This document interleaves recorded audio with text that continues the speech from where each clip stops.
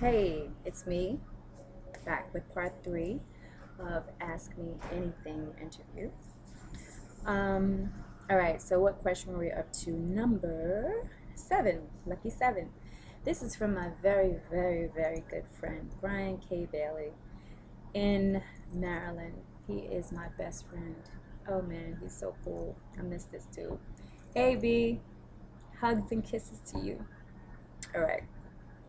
Um, what drives you to do what you do, and where do you find the energy? What drives me to do what I do, um, in the aspect of one half of me is down for the kids with the obesity. I have the program called Obesity Takes a Piece of Me, of course. And then I have the adult side. You know, the obesity part, I travel to school speaking to kids on staying fit mentally and physically from elementary through college. And then for the adults, I have the movement called Fit Sexy Life, which I think everyone should have, no matter what your status is. Whether you are married, whether you are single, whether you are dating or divorced, always be fit and sexy mentally and physically for you first. Forget your mate, forget the doctor, forget the people in your life that are naysayers and give you negative energy. You know, do it for you. Do it because you want to feel good in your clothes. Do it because you want that promotion. You know, sometimes our body is our business, and if you are in the business where your body has to look good, then you got some work to do. And I want you to get started. So what motivates me to do what I do is when I see mothers, you know, single mothers with 3 and 4 kids and 2 and 3 jobs and trying to go to school and do their thing and just sometimes at their wits end, don't know where their next hour is coming from, or you know, just a whole bunch of stuff. And I just try to motivate women especially, and everyone, to do what they need to do no matter what. You know, if I can do it, you can do it. You know, I've been through some stuff in my life which have helped me to get to where I am. And I'm going to put it in the book. So, B, that's what drives me, to answer your question. All right. Number 8, no name. This is no name here. So, what motivates you when you are having a down day? Okay, what motivates me? Um, a movie. You know, I watch Scarface and Menace to Society. Those movies, I don't know. I just like them, personal reasons. Um, and Gone with the Wind. So that's what I do. I read, or I call an old friend, or I watch a comedy. You know, that's what I do on a down day. What books are on your nightstand? What books are on my nightstand? Oh man, The 50th Law.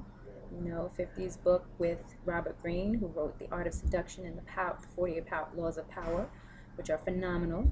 How to Think and Grow Rich, Quantum Success, um, 7 Habits of Highly Effective People, The Secret, Russell Simmons' Do You, whole bunch of others, but you know, you get the point.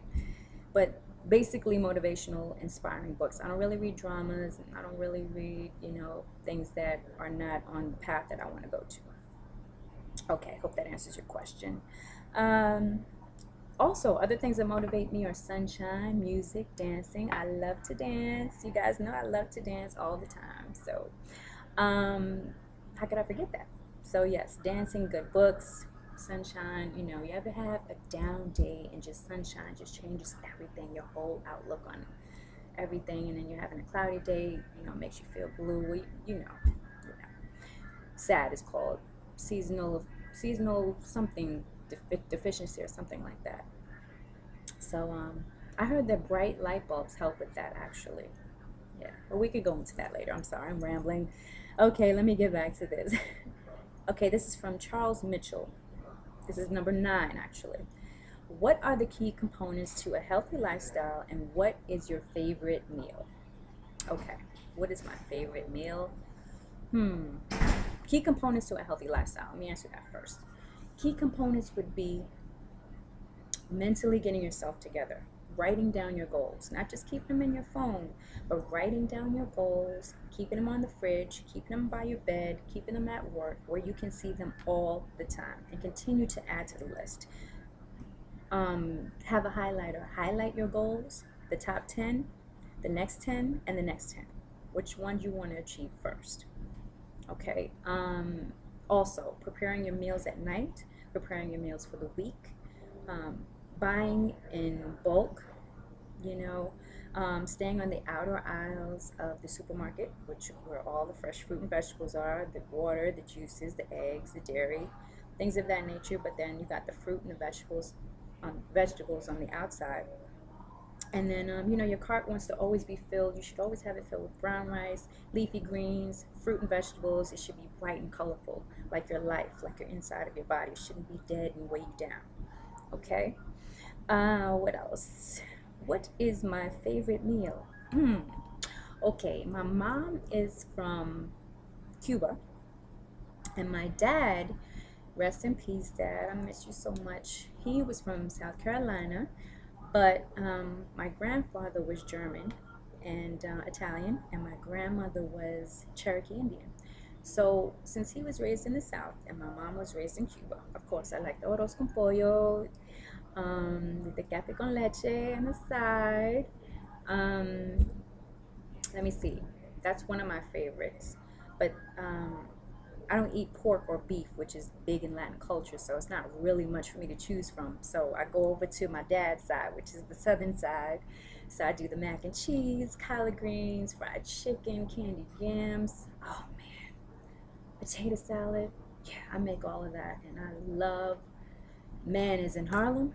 Oh man, just in any soul food restaurant, all you can eat. I just can't eat that much, but it's that food just is so good. Oh, and the peach cobbler. Oh my God, sweet potato pie is so good. Anyway, you get the picture. So, yes, that's my favorite meal: fried chicken, mac and cheese, collard greens, candied yams, little potato salad on the side. Okay, number 10. What is the hardest part about being a female in business for yourself? And, okay, this is one part question. What is the hardest part of being a female in business for yourself who is attractive and intelligent? Okay. The hardest part of that would be that men in the industry sometimes don't take you serious because you are a woman. I've had to do, voiceovers. I've needed a videographer. I've needed a DJ. I've needed, website developers. I've needed a whole bunch of array of, of DJs and this type of person and that type of person. They all happen to be men that I've met or been introduced to. And sometimes, over the years of me doing personal training, all I had in my head was to be a personal trainer to the stars. So I was introduced to an underground rapper, underground singer, and I would go to the studio, and they would get mad because I was professional. They would be like, you don't want to go out to eat after, and I'm like, no, I'm good, bro, but thank you for the compliment. And they looking at me like, don't you know who I am? And I'm like, yeah, don't you know who I am? you know so that didn't work out too well because I can keep it business, and I'm not trying to do I could be so much further than I am in my career right now, but I just choose not to do certain things. I have a level of integrity and humility that will not let me sway to the other side. So with that said, the celebrity thing didn't work out too much. I guess we could do that another time, but with those specific individuals, back to the question, working with males, sometimes, they think that it's, I guess they think that when you're attractive, they see it as a weakness. They're shocked when you actually have a brain and you actually have some standards, because some women just give into it, and that's that's within every industry, not just fitness. But when you work for yourself as a woman, there are things that you go through, that you are always going to go through, that we're always going to go through as women. So we got to stand firm and just keep doing our thing, keep our head on straight. And if the men don't want to take us seriously, go on to the next one. Because when you stand your ground and you speak with intelligence and you know your stuff and you come prepared to receive the opportunity, there's no way that someone can accept your proposal or work with you or do whatever the goal is that you have at hand. There's no way. Okay, so I hope that answers your question. Going into part 4 now. Well, stick with me, guys. I know this is a lot of video segments, but just hold